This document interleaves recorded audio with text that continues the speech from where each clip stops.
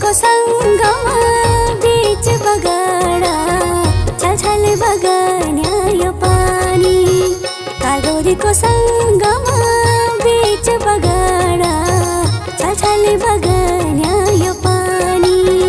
calorie को संगमा बीच बगड़ा छल छल बगन्या यो पानी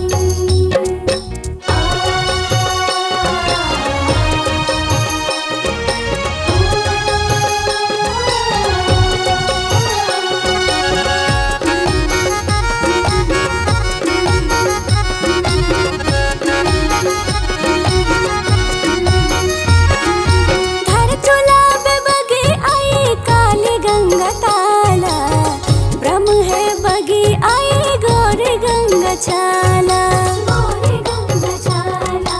गोरे गंगा छाला धर चोला पे बगे आए काले गंगा ताला ब्रह्म है बगे आए गोरे गंगा छाला बीच संगमा जोजवी किनारा छल छल बगन्या यो पानी ओ सोनू छल छल बगन्या यो पानी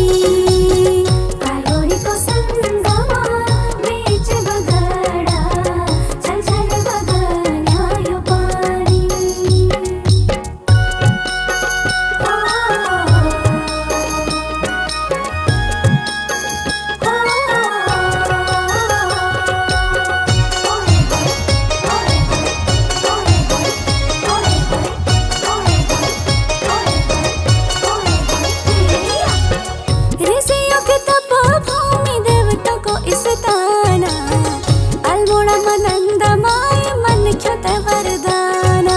मन ख्युत वरदाना मन ख्युत वरदाना ऋषियों के तपो भूमि देवता को इस्ताना अल्मोड़ा मनंद माय मन ख्युत वरदाना बदरी के दारा हरिहर द्वारा छल छल बगन्या यो पानी कालोरी को संगमा बीच बगड़ा छल छल बगन्या यो पानी कालोरी को संगमा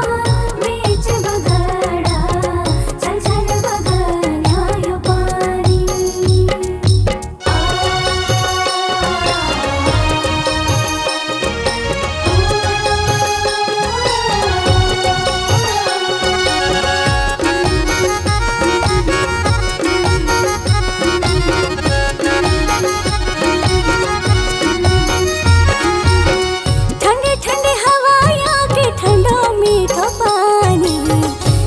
भली बोली भाषा कति मीठी बानी कति मीठी बानी कति मीठी बानी ठंडे ठंडे हवाया के ठंडो मीठो पानी कति भली बोली भाषा कति मीठी बानी झरनों के झर झर